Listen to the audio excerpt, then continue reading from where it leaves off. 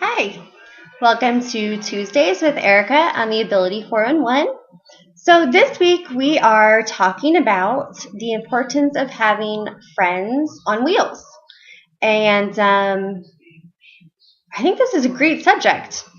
I know personally me, I have a lot of friends on wheels, and I also have a lot of friends who are able bodied. And I'm so thankful for both. But in times of crisis in this rolling girl's life, um, I don't know what I would do without my friends that are in chairs. I really don't.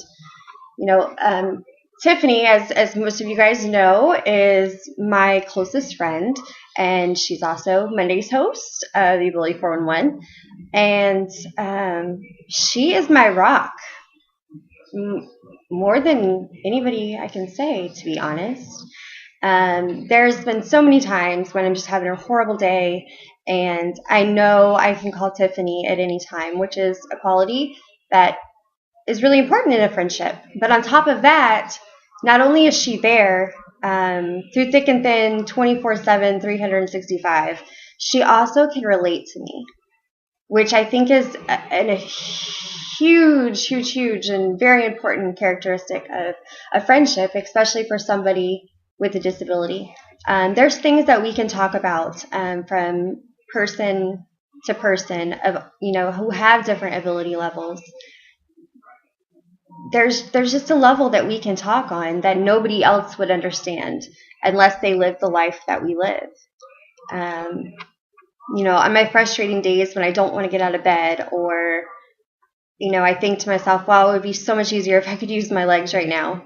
Um, or when I have relationship problems, and I'm like, I don't understand why they don't understand this or that. Tiffany's always the first one to remind me, well, they don't know. They don't understand, and Tiffany gets it. She understands. I've also found that for me, one of my big things since I've been disabled is to offer my friendship to other people, and to try to be somebody like Tiffany is, and to be, as good of a friend as she is, um, to other people who have different abilities. Um, there's a level of comfortability, I think, when talking to another wheelchair user, and especially somebody that you have a strong friendship bond with. Already with a strong bond is, for a friendship comes comfortability. I know that all of us have that one friend that we can tell everything to, and that we've been everything, we've been through thick and thin together. But then you throw that the person's lifestyle is the exact same as yours. And what does that equal? It equals a lifetime friendship. One that can be cherished. I've had a lot of people who I've become friends with just by having one conversation with them. And it just makes sense, and it clicks. And I realize how much I've given to that person just by sharing, my perspective, and telling them that it's okay. Whatever you're going through, I've been there and I've done it.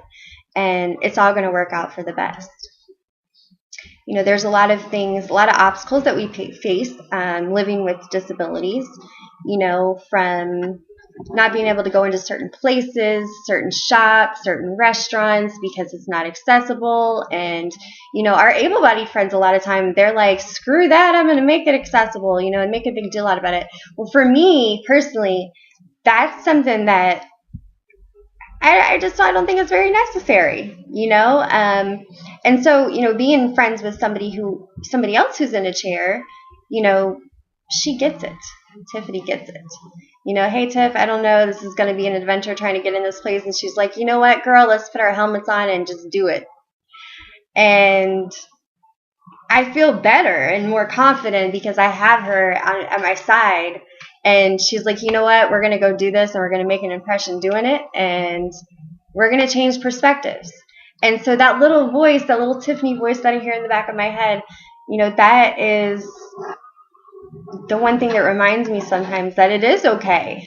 It is okay to use my voice. It is okay for me to say, hey, I want to go in this restaurant and people don't need to stare. But if they're going to stare, me and my girl will give them a reason to look, you know? So reach out to somebody. You know, there's so many different social networking things right now. Twitter and Facebook, probably the biggest ones. I know that the majority of my friends who are on Wheels, I've met through social networking. And, you know, sometimes we go years without actually meeting in person, but yet we're able to be there for each other virtually, which is just as important. I have a lot of people who actually I've never met in person that, you know, we have a great relationship, a great friendship, and they know that they can call me or message me anytime, and I'm going to be there. And I've got some years of experience on Wheels. So, you know, it's something great that I can offer to those friends. You know, as well as the people who I have met in person. And, you know, like with me and Tiffany or me and Kumi, me and Richard, you know, we can go months and months without actually seeing each other. Of course, we communicate, you know, via Facebook and you know, other means of communication through the internet. But as soon as we're together in person, it's like we've been together. We were just together yesterday. You know, we just pick right up where we left off. And again, I think that comes from that common bond that we share and that understanding and knowing, you know, if, you know, I have an issue a personal issue, especially, you know, health-wise, that I'm going through. I know I can call one of them and they're going to be there and they've probably been through it as well, and they're going to understand and they're going to listen and tell me that everything's going to get better. You know, what more could you ask for in a friendship? So to those of you who are watching this that are also in chairs, reach out to somebody. You know, explore the community. There's so many people out there that, you know, really need friendships. And, you know, you can never have too many friends. I don't care what anybody says. You can never have too many friends. You know, for those of you that are watching this who are able-bodied and maybe have somebody, you know, that's a best friend that has a disability or a family member that has a disability, encourage them to be social with other people that, you know, deal with the same things they do. Get them involved in, you know, wheelchair sports or support groups. You know, you will not even imagine, you cannot even imagine how important that will be for that person.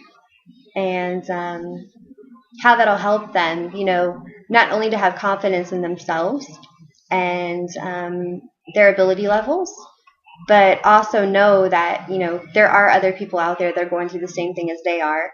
And that's what we're here for. You know, we're here to support each other and be there for each other and listen and help each other grow. So that's my take on having wheel friends. Who actually I have come to realize over the years are my real friends.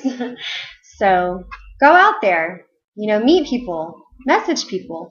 If you see somebody's Facebook feed and news feed and, you know, they sound like they're down, reach out to them. You know, you never know how much an impact that's going to have on that person's life. So that's my take for this week, and I hope you guys enjoy the rest of your week. I've got some things coming up, some trips coming up. I'm actually heading out Friday to Rhode Island. I'm so excited. I'm going to be there for the Miss Wheelchair America 2013 pageant with VPG, the MV1, and out there lending some support to my girls that are up in Rhode Island competing. And so yeah, really excited. Got some big things coming and for fall, and summer's almost over, so it's gonna be back to business as usual. Until next Tuesday, keep rolling.